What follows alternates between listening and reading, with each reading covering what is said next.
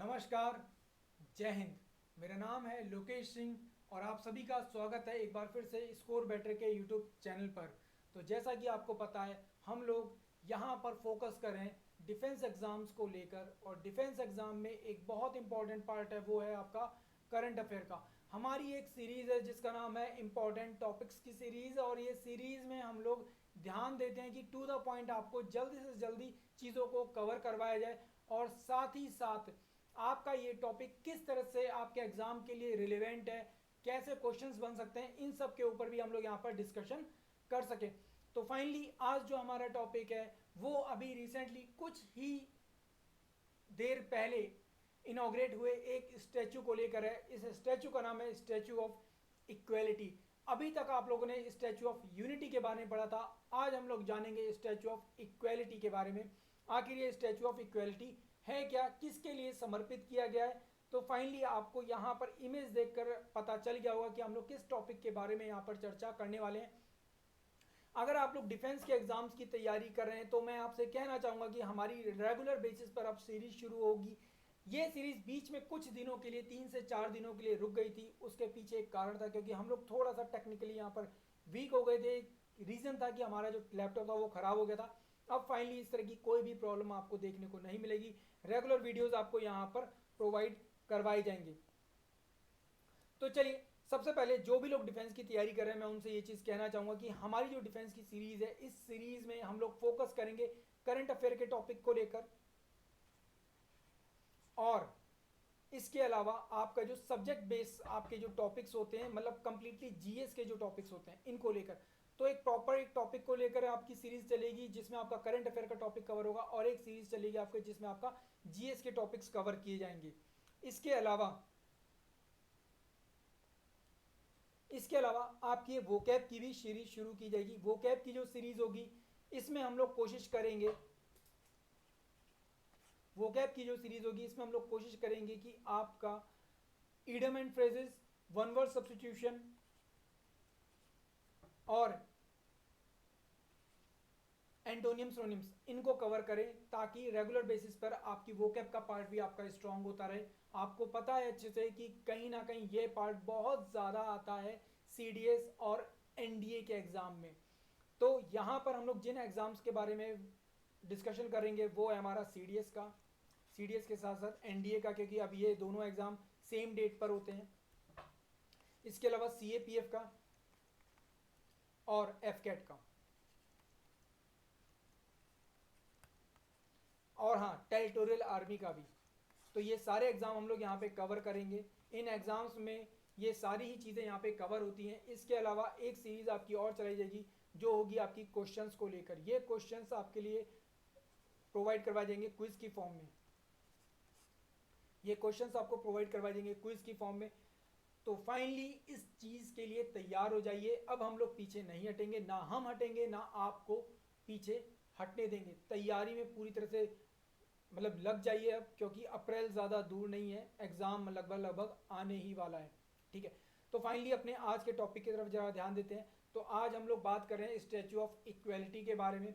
Statue of equality किसकी याद में बनाया गया, सबसे पहले आपको ये पता होना चाहिए। तो ये एक महान संत थे जिनका नाम था रामानुजाचार्य। क्या नाम है? रामानुजाचार्य। उनकी याद में ये स्टैचू यहाँ पर बिल्ड किया गया था।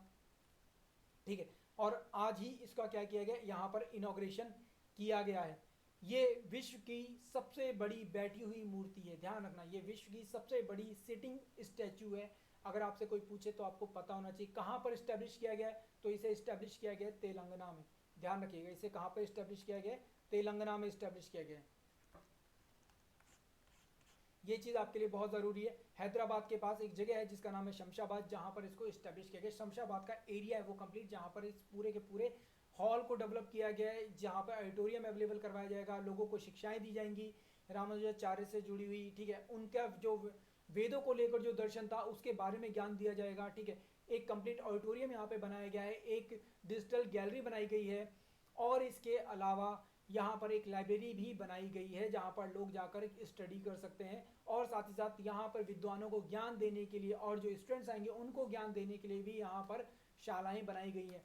तो फाइनली हम लोग यहाँ पे बात करते हैं, आज जिस समय मैं ये वीडियो बना रहा हूँ उससे कुछ घंटे पहले ही इस स्टैचू का इनॉग्रेशन प्रधानमंत्री नरेंद्र मोदी जी के द्वारा किया गया था। और इनके जन्मदिन को, मतलब कि रामानुजाचार्य जी के जन्मदिन को हम लोग सेलिब्रेट करते हैं क्या, समानता के त्योहार के रूप में। ध्यान रखना, क्या, फेस्टिवल ऑफ इक्वेलिटी के रूप में यहाँ पर सेलिब्रेट किया जाता है। समानता के त्योहार के रूप में इनके जन्मदिन को क्या किया जाता है, यहाँ पर सेलिब्रेट किया जाता है। तो अगर आपसे कोई पूछे तो आपको पता होना चाहिए ये चीज अच्छे से, ठीक है। तो इन्हीं की विचारधारा थी जिसको हम लोग कहते हैं वासुदेव कुटुंबकम। तो इनकी विचारधारा थी वासुदेव कुटुंबकम, जिसको यहाँ पर क्या किया गया, लोगों तक पहुंचाने की कोशिश की गई है। इनका मानना था कि हम सभी संसार में जितने ही लोग हैं वो सब क्या, एक परिवार हैं, और परिवार के किसी भी सदस्य के साथ क्या नहीं की जा सकती, किसी भी तरह की असमानता नहीं की जाएगी। तो ये इनका अपना विचार था। जैसे माता पिता अपने घर में रहने वाले दोनों ही बच्चों को एक जैसा प्यार देते हैं, एक जैसी शिक्षा देते हैं, ठीक बिल्कुल वैसे ही यहाँ पर इन्होंने भी ये चीज़ कही कि हम लोग क्या एक कुटुंब में रह रहे हैं, एक घर में रह रहे हैं, और हमें किसी के साथ भी भेदभाव नहीं करना चाहिए। तो आगे देखते हैं इसके बारे में जरा और डिटेल में जानते हैं। तो सबसे पहली चीज़, इस स्टैचू की जो हाइट है वो कितनी है, 216 फीट है। ध्यान रखिएगा, हो सकता है आपसे कभी पूछे। और इसे क्या 5 मेटल से मिलाकर बनाया गया है, जिसे क्या पंचलौह कहते हैं। क्या कहते हैं इसे, पंचलौह कहते हैं। ध्यान रखिएगा,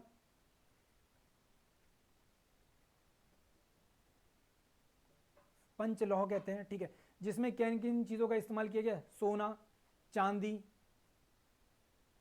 तांबा, पीतल और जस्ता। तो इन 5 धातुओं का इस्तेमाल किया गया है, ठीक है। ये पुराने वैदिक तरीके से इसको यहां पर क्या किया गया, बिल्ड किया गया था। अगर हम लोग स्टैचू के बारे में बात करें तो इसे एक बिल्डिंग के ऊपर बनाया गया है। इस बिल्डिंग को नाम क्या दिया गया है, इसे नाम दिया गया भद्रवेदी। क्या नाम दिया गया, भद्रवेदी नाम दिया गया है। ध्यान रखना, इसका नाम क्या है, भद्रवेदी नाम है, ठीक है। तो हो सकता है आपसे कभी इसके बारे में पूछ भी लिया जाए। भद्रवेदी, क्लियर। तो 54 फीट ऊंची ये इमारत है। इस इमारत के ऊपर 36 हाथियों का एक बेस तैयार किया गया। ध्यान रखना, 36 हाथियों का एक बेस तैयार किया गया, एंड देन उस बेस के ऊपर ये स्टैचू स्टैब्लिश किया गया है, जिसमें वो लोग क्या अपनी प्रार्थना की अवस्था में बैठे गए हैं, रामानुजाचार्य। चलिए नेक्स्ट आगे बढ़ते हैं। जैसा कि मैंने आपको बताया, लाइब्रेरी, गैलरी, ऑडिटोरियम, ये सारी सुविधाएं यहाँ पर प्रोवाइड करवाई गई हैं ताकि लोग यहाँ पर आएँ और शिक्षाओं को जान सकें रामानुजाचार्य जी की। इनका जो जन्म हुआ था वो 1017 में हुआ था।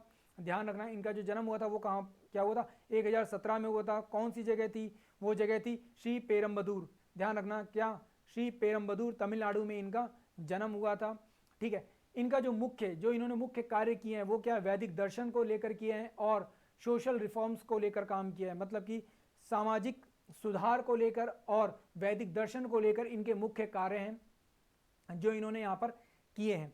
इसके अलावा इनका बचपन में जो नाम था वो लक्ष्मण था। देन आगे चलकर इनको क्या पेरूमल के नाम से भी जाना जाता है। इनको किस नाम से जाना गया, पेरूमल। तो पेरूमल शब्द का जो अर्थ होता है वो अर्थ होता है क्या, प्रज्वलित द्वीप, प्रज्वलित या दीपत्वमान, मतलब एक उजाला देता हुआ द्वीप, ठीक है, रोशनी दिखाता हुआ द्वीप। तो पेरूमल का मतलब, क्योंकि ये तमिल भाषा का शब्द है, इसको अगर हम लोग हिंदी में ट्रांसलेट करते हैं तो मतलब ज्वाला देने वाला द्वीप, दीपत्वमान। इन्होंने भारत में लोगों को समानता और सामाजिक न्याय के लिए क्या किया, शिक्षा की और इसकी वकालत भी की। इन्होंने लोगों के साथ इसके बारे में क्या काफ़ी ज़्यादा गहन चर्चा भी की, ठीक है। इवन इनके बारे में एक बड़ी इंटरेस्टिंग स्टोरी है। तो ये सारी चीज़ें तो हम लोग यहाँ पे जान ही रहे हैं। इन्होंने भक्ति मूवमेंट को यहाँ पे क्या पुनर्जीवित किया था, ये भी आपके लिए इंपॉर्टेंट है। और साथ ही साथ इन्हीं के विचारों से कई और जो लोग थे वो प्रभावित हुए, कई समाज सुधारक प्रभावित हुए, ठीक है, जिनमें अन्नमाचार्य, भक्त रामदास थे, ठीक है, कबीर थे, मीराबाई थी, त्यागराज थे। तो ये सभी वो विद्वान हैं जो इन्हीं के विचारों से क्या हुए, कहीं ना कहीं प्रभावित हुए, इंस्पायर हुए, और उन्होंने आगे चलकर और भी ज़्यादा लोगों में क्या जागरूकता फैलाने की कोशिश की, लोगों को ज्ञान बांटने की यहाँ पर कोशिश की, अपनी कविताओं के थ्रू, अपनी पोइट्री के थ्रू। तो मैं बात कर रहा था यहाँ पर इनके एक वाक्य के बारे में, जो हुआ ये था कि ये अपने गुरु के पास लगातार जा रहे थे कि मुझे आप ज्ञान दीजिए, मुझे ज्ञान दीजिए। तो उन्होंने, गुरु ने इनको ज्ञान देने से मना कर दिया। मैं गुरु का नाम बोल रहा हूँ। तो जब गुरु ने ज्ञान देने से मना कर दिया तो ये बड़ा परेशान हुए, मगर इन्होंने अपनी जो जिद थी वो नहीं छोड़ी और ये लगातार उनके पास गए। 17 बार ये अपने गुरु के पास गए, 17 बार उन्होंने मना कर दिया। जब ये 18वीं बार उनके पास गए और उनसे बोला तो उन्होंने बोला, भाई मैं तेरे सामने झुकता हूँ और मैं तुझे एक क्या गुरु ज्ञान देने के लिए तैयार हो जाता हूँ। तो इनके गुरु जब इनको ज्ञान देने के लिए तैयार हुए, ज्ञान प्राप्त किया, कहते हैं जो गुरु ज्ञान देता है, गुरु जो अपना मंत्र देता है, गुरु मंत्र देता है, उस गुरु मंत्र को आप किसी को बता नहीं सकते, आपको वो अपने पास ही रखना होता है। पर जैसे ही इनको गुरु मंत्र मिला उसके तुरंत बाद ये मंदिर के शिखर पर चढ़ गए, मंदिर के सबसे ऊपर चोटी पर चढ़ गए और वहां पर चिल्लाकर इन्होंने अपना गुरु मंत्र सभी को बांट दिया, सभी को दे दिया। इन्होंने बोला हर एक ज्ञान के ऊपर, हर एक ज्ञान की मतलब वाक्य के ऊपर, शब्द के ऊपर हर एक व्यक्ति का अधिकार है। और यही इनके लिए सबसे बड़ी बात थी। आप खुद सोचिए कि उस समय पर, जिस समय पर इतनी सारी समस्याएं चल रही थी, जिस समय इनका जन्म हुआ है, जिस समय ये सारे के सारे कार्य कर रहे हैं, ये ज्ञान अर्जित कर रहे हैं, वो समय ऐसा समय था जिस समय पर इंडिया में मुस्लिम इन्वेजन शुरू हुआ था, मुस्लिम आक्रमणकारी शुरू हो गए थे, ठीक है, इंडिया में कन्वर्जन शुरू होता और उस समय पर ये अपना तरफ से भक्ति आंदोलन चला रहे थे, लोगों को इंस्पायर कर रहे थे। और साथ ही साथ इनको पता था हिंदू रिलीजन में उस समय पर एक मुख्य जो समस्या थी वो थी क्या, लोगों के साथ होने वाली असमानता। इन्होंने उसको लेकर, उस एक समस्या को लेकर अपना पूरा का पूरा जीवन यहाँ पर समर्पित कर दिया। तो ये चीज अपने आप में जाननी बहुत ज्यादा इंपॉर्टेंट है। अगर हम लोग इनके द्वारा बताए गए वैदिक दर्शन को पढ़ते हैं, जैसा कि हमको बताया था कि वेदों में भेदभाव लिखा हुआ है, मनुस्मृति में इस तरह की बातें लिखी गई, बट अगर आप एक्चुअल में इनका इंटरप्रिटेशन या फिर इनके द्वारा की गई व्याख्या पढ़ेंगे तो आपको एक्चुअल रियलिटी पता चलेगी कि वेदों में क्या लिखा गया है। तो कहीं ना कहीं आपको एक सही गाइडेंस जो मिलता है वो रामानुजाचार्य से मिलता है, भारतीय दर्शन को लेकर भी। तो अपने आप में बहुत ही ज्यादा इंपॉर्टेंट इन्होंने कार्य किया। साथ ही साथ इन्होंने अद्वैतवाद का इनको जनक भी कहा जाता है। ध्यान रखिएगा, अगर आपसे कभी कोई पूछे तो यहां पर हमेशा और हमेशा आपको आंसर लगाना है। अद्वैतवाद के जनक के रूप में किसको जानेंगे हम लोग, यहाँ पर रामानुजाचार्य जी को जानेंगे, ठीक है। अद्वैतवाद के अनुसार यहाँ पे ब्रह्म ही क्या है, सर्वोच्च है, मतलब जो मेन पावर है, जो होल सोल पावर है वो ब्रह्म में ही है। आप लोगों ने सुना होगा एक बहुत फेमस कोटेशन है, अहम ब्रह्मास्मि, ठीक है, मुझ में ही ब्रह्म है। तो वो जो शब्द आया, वो जो थॉट आया, वो यहीं से निकल के आया था, अहम ब्रह्मास्मि। चलिए आगे बढ़ते हैं। इनके द्वारा कई महत्वपूर्ण ग्रंथ लिखे गए, ठीक है। इनके ग्रंथों के एक हिस्से को हम लोग कहते हैं, जिसे हम लोग कहते हैं नवरत्न ग्रंथ, ठीक है। क्या कहते हैं, नवरत्न ग्रंथ कहते हैं। ये नवरत्न ग्रंथ अपने आप में बहुत ही ज्यादा इंपॉर्टेंट है, ध्यान रखिएगा। कौन से ग्रंथ, नवरत्न ग्रंथ, ठीक है। तो ये जो नवरत्न ग्रंथ हैं ये अपने आप में बहुत ज्यादा इंपॉर्टेंट है, क्योंकि यहां पर इन्होंने वेदों की व्याख्या की थी। इन्होंने इन नवग्रंथों में वेदों में जो लिखा गया है उसको क्या किया था, उसकी टिप्पणी की थी, उसको यहां पर संक्षिप्त रूप में लोगों तक पहुंचाने के लिए यहां पर उसको क्या किया था, आम भाषा में लिखा था। इन्होंने तेलुगु भाषा में, तमिल भाषा में साहित्य को फैलाने की कोशिश की, वेदों के ज्ञान को फैलाने की कोशिश की, क्योंकि मूल रूप से जो वेद लिखे गए थे वो संस्कृत भाषा में लिखे गए थे। तो ये इनका बहुत ज्यादा महत्वपूर्ण योगदान था। इसके अलावा इन्होंने संस्कृत भाषा में भी कई महत्वपूर्ण ग्रंथ लिखे थे। अगर हम लोग और ग्रंथों की बात करें तो इन्होंने वेदांत सूत्र लिखा, ठीक है, ध्यान रखिएगा, इन्होंने क्या वेदांत सूत्र लिखा था। इसके अलावा इन्होंने भागवत गीता को भी क्या गीता भाष्य के रूप में लिखा, जहां पर इन्होंने गीता के ऊपर टिप्पणी की थी। टिप्पणी करने से किससे यहां पर समझ लेना, ट्रू कमेंट्री या टिप्पणी, जहां पर कमेंट्री लिखा हुआ है तो उसका सीधा सीधा मतलब यह है कि उन्होंने उसे क्या सही रूप में व्याख्या की, उसकी सही रूप में क्या की, व्याख्या की। ट्रू कमेंट्री से मतलब सही रूप में व्याख्या की। तो गीता भाष्य, श्री भाष्य इन्होंने लिखा जो वेदांत सूत्र कहलाया, ठीक है।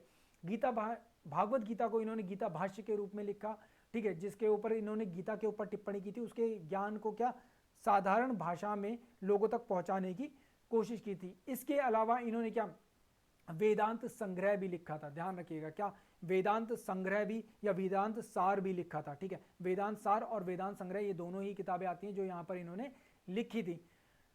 फाइनली अगर हम लोग बात करें, इन्होंने मूल रूप से इंडिया की जो फिलॉसफी थी उसको आम भाषा तक पहुंचाने की यहां पर कोशिश की थी। सीधे सीधे कहने का मतलब यह है। अब स्टैचू ऑफ इक्वलिटी ही क्यों कहा गया, इनकी जो मूर्ति स्थापित की गई उससे स्टैचू ऑफ इक्वलिटी ही क्यों कहा गया, तो अभी तक का जो लेक्चर था उसमें आपको समझ में आ गया होगा। इन्होंने कंप्लीटली जो बात की थी, अपना पूरा जो जीवन समर्पित किया था, वो समर्पित किया था किसको?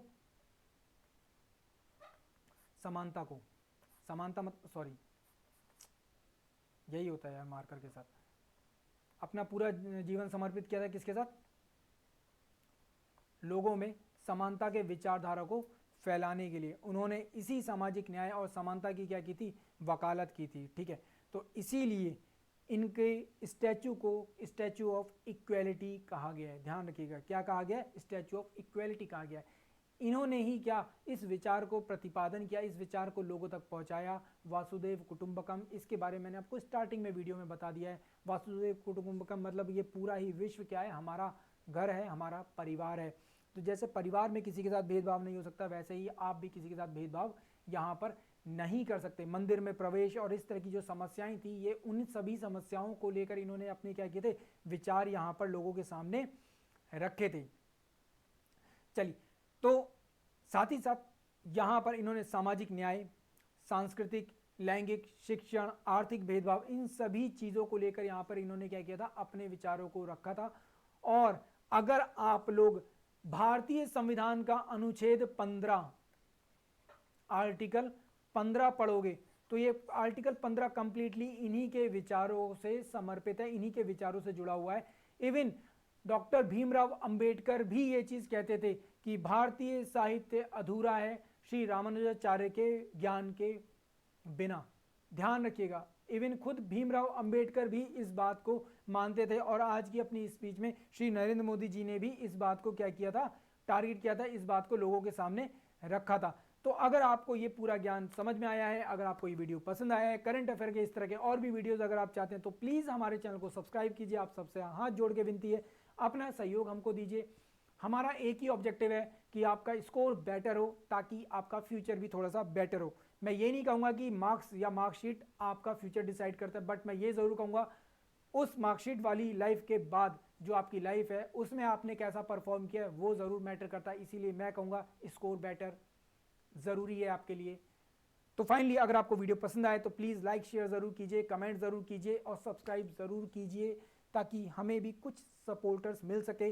अगर आपको वीडियो पसंद आए तो प्लीज़ जुड़ना ज़रूर, और आप हमारा टेलीग्राम ग्रुप भी ज्वाइन कर सकते हैं। टेलीग्राम ग्रुप में जुड़ने का एक फ़ायदा ये है कि हम लोग जो भी लेटेस्ट अपडेट होती है वहाँ पर शेयर करते हैं, और जिन पर वीडियोस हम लोग नहीं बना पाते उनका सारी डिटेल, सारी न्यूज़ हम लोग वहाँ पर शेयर कर देते हैं। आप लोग वहाँ पर जाकर भी इसका लाभ उठा सकते हैं। कोई भी अनवांटेड मैसेज, कोई भी प्रमोशनल मैसेज वहाँ पर नहीं आएंगे। सिर्फ और सिर्फ केवल एक ही चीज़ की बात होगी, और वो है आपके सिलेक्शन को लेकर। अगर आप लोग सोशल मीडिया पर भी हैं तो भी आप हमारे इंस्टाग्राम या फेसबुक पेज पर जाकर जुड़ सकते हैं। अगर आप सोशल मीडिया इस्तेमाल नहीं करते हैं तो बहुत अच्छी बात है, मत कीजिए। सिलेक्शन के बाद इन सब चीज़ों का आप लोग आराम से इस्तेमाल कर सकते हैं। तो finally Telegram is enough for you. Telegram के साथ जुड़ जाइए, वो आपके लिए काफ़ी है। अगर आपको वीडियो पसंद है तो प्लीज़ सब्सक्राइब ज़रूर कीजिएगा। थैंक यू सो मच, धन्यवाद, जय हिंद।